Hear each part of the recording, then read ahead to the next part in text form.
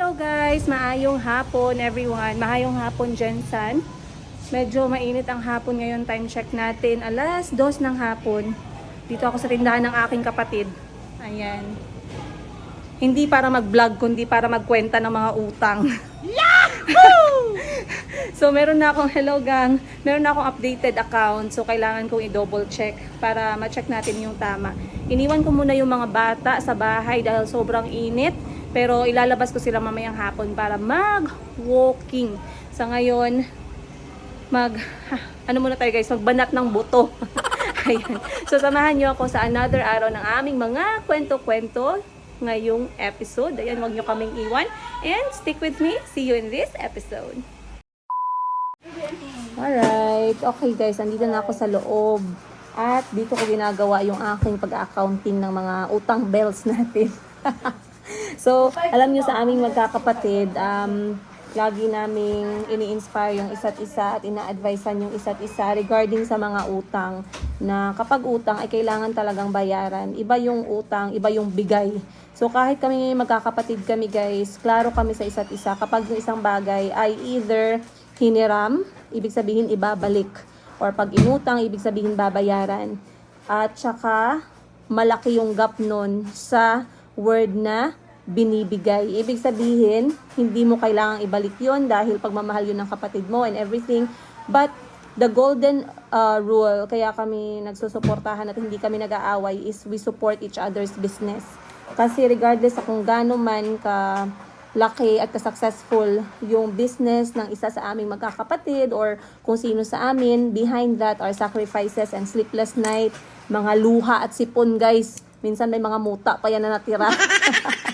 So, we respect that one. Kaya talagang kapag sinabi na meron kaming utang, ay talagang kailangan nating upuan yan at bayaran. Hindi pwedeng upuan lang at pakiusapan na wag ng bayaran, no?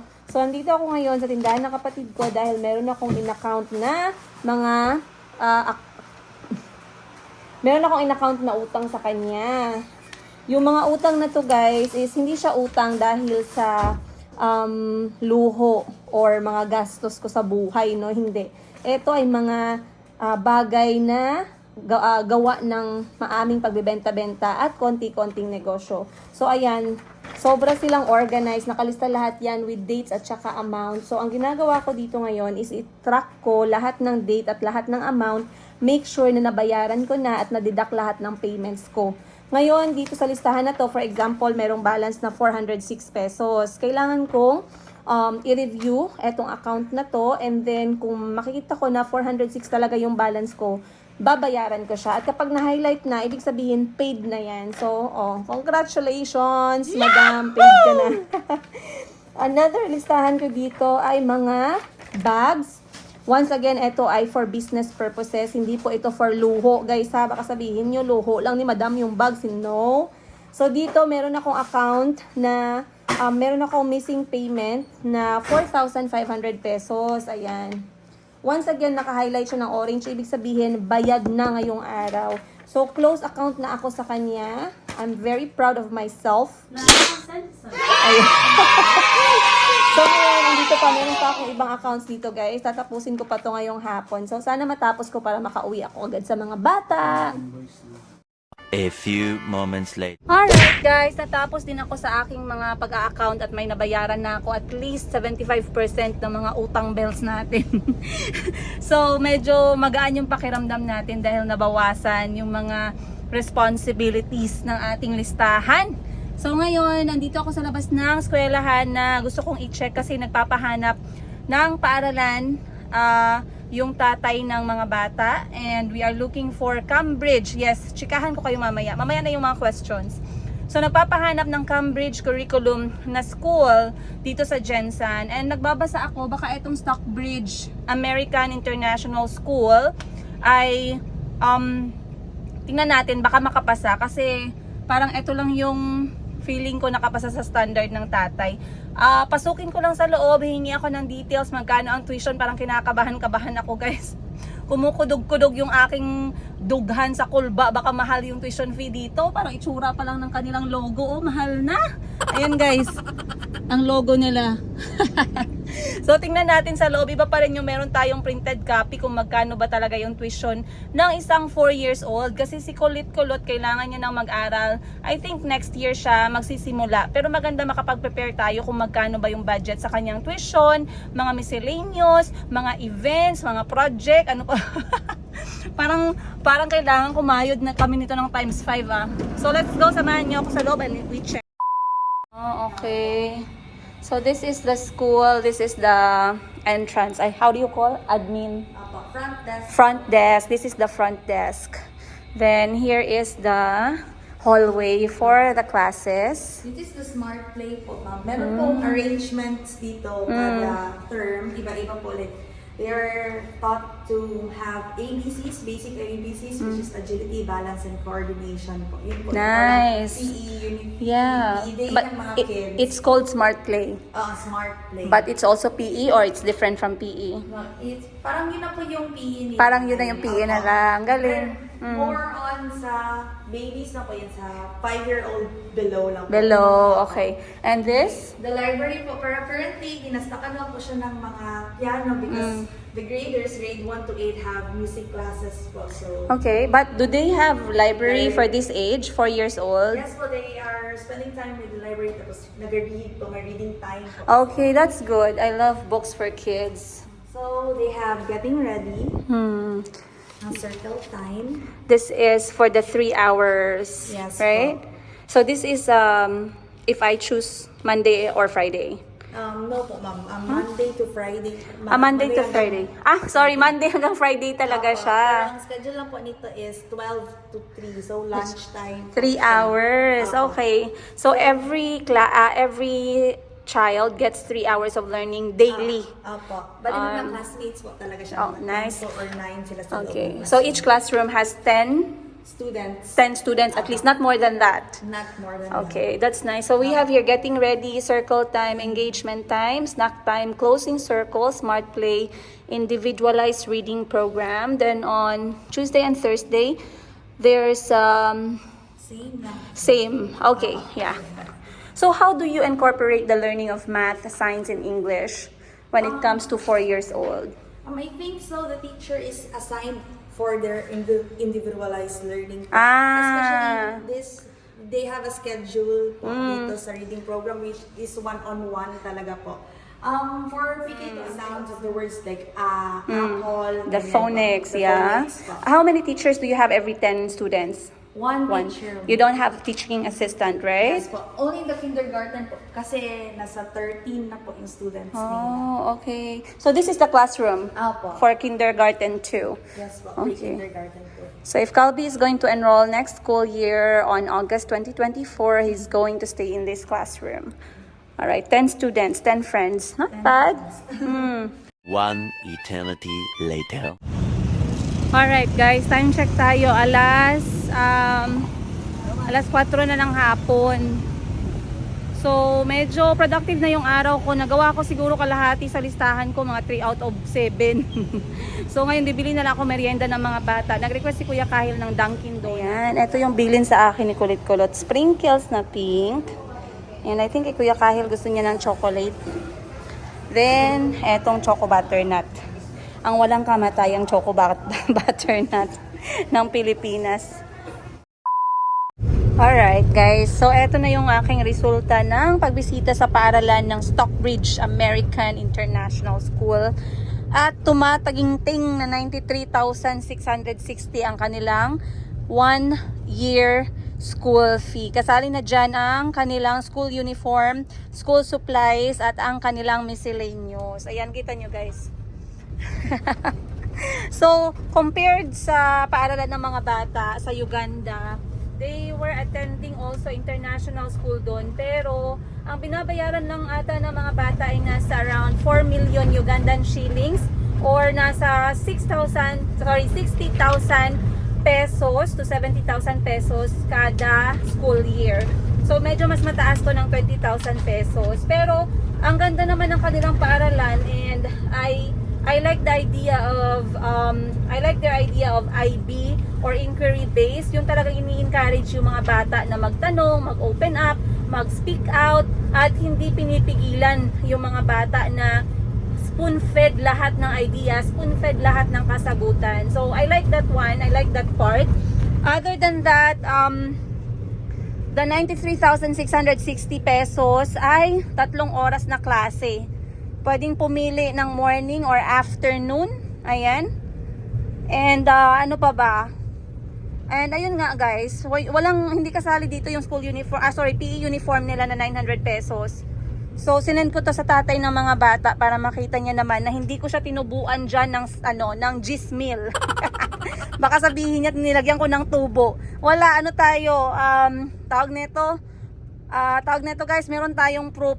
Hindi tayo magiging gahaman pagdating sa tuition fee. Kung ano yung tuition fee, ano yung resibo, ano yung binigay na school, yan talaga. Alright? Alam ko mahirap yung pera ngayon, lalo na yan, dami-dami naming mga junanak. So dapat pahalagahan natin yung every pera na binibigay at pumapasok. Kung para sa tuition. Walang pang bubble pearl tea. Ano pa ba? Ayun nga pala yung sabi ko sa inyo, no, naaabot talaga sa point na halos lahat ng mga transaksyon ay dinadaan na lang talaga nila sa either card or cheque. So tamang-tama, nakakuha ako ng cheque sa isang bangko. Medyo nahirapan pa nga akong kumuha guys.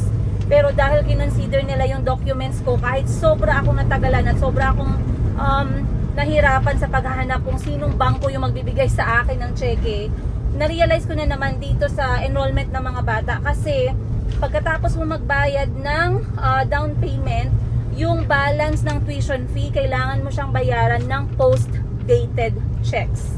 Alright? So, sobrang hirap kung isa yan sa mga requirements ng mga paaralan dito sa kung nasaan tayo and then wala tayong post-dated checks. Baka mamaya hindi nila payagan or mas i-require ka nila na bayaran ng buo kapag wala kang post-dated checks. So, basically, post-dated checks ay yung cheque. Alam ko guys, marami sa inyo alam nyo na to, pero ako kasi hindi ko to alam. At para to sa mga tao na hindi rin nila alam how post-dated check works.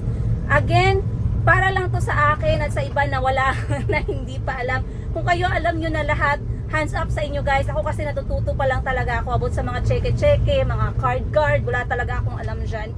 So anyway, yung post-dated checks, naintindihan ko siya na ito pala ay cheque, kung saan parang nagbabayad ka in advance pero in a form of cheque.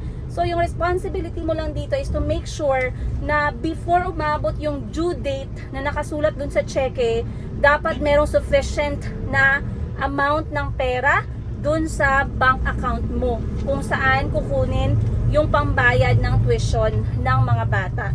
Parang naguluhan ako dun pero sana naiintindihan ninyo guys, ang hirap i-explain.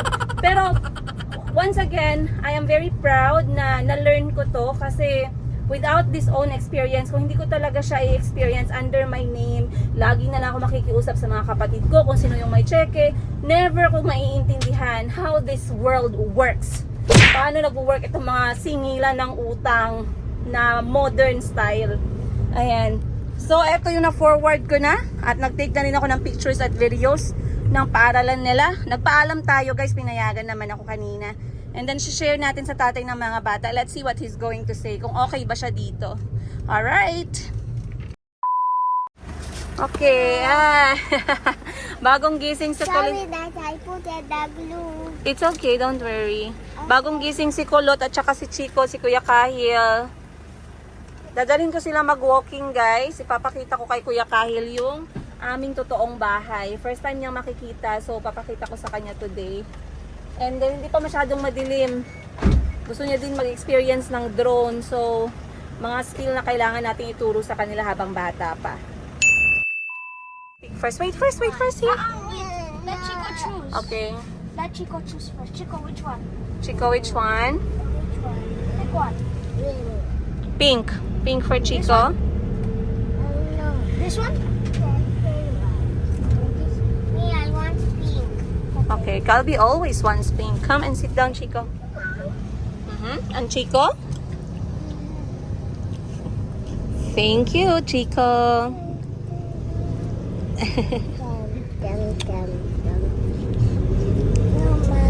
Thank you. You're welcome. Kuya Kahil, did you like it? Yeah.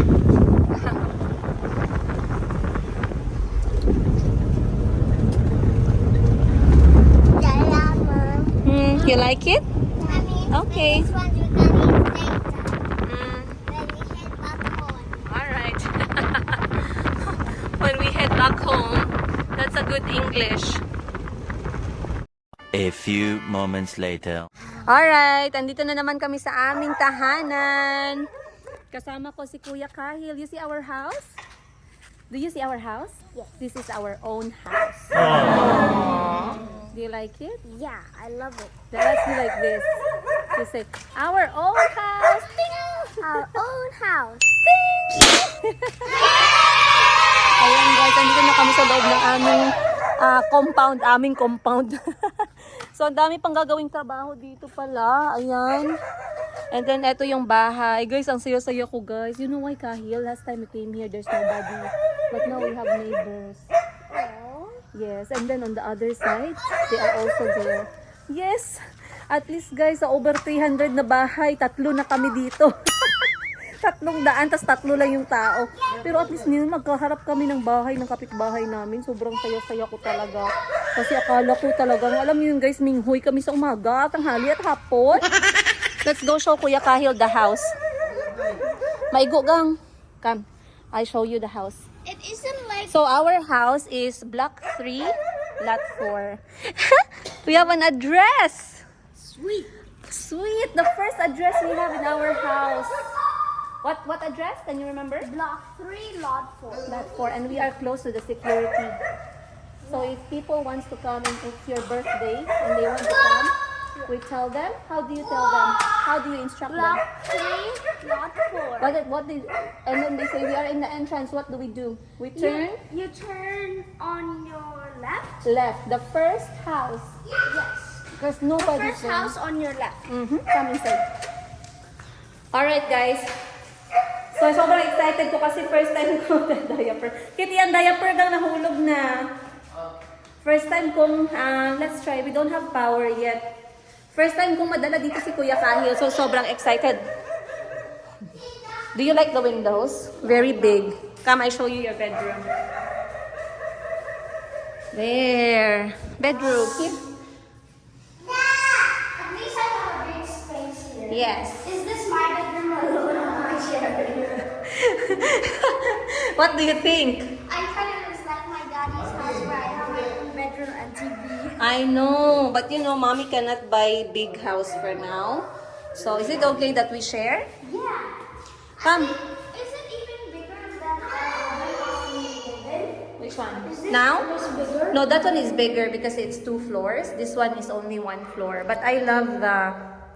So why did you choose this place? Kit? Why do you love it more? Because it's the first house that came to me. Come here. So this is our kitchen here, Kahil. We will put here our dining area. TV, living room. TV in the living room. Then dining can be here. Shh. You don't scream. Hi. You wanna check out these things? This is our own house. When you're There's a book about there's a monster in our cabinet. So when you're bigger, I'm going to put this house into your name. really? Yeah. Okay? Yeah. Are you going to take care of this house? Yes. This is gonna be your house with your brothers, yeah? Yeah, I love this. So when every time you are here, you can be home. This is your own home. Yeah? Yes, and also a good hiding place for Kobe. Man, let me see. Naon ng water. Lot of grass. Alright. Hey, I think they're drunk.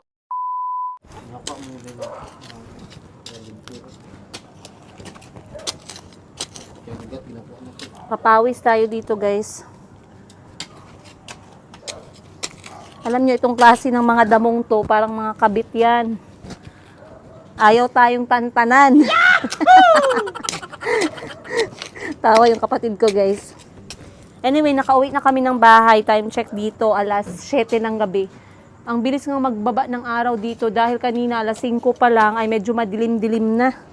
So, hindi kami nakapag-walking masyado. Pero, good news, nakachika ko yung mga bago nating kapitbahay, guys.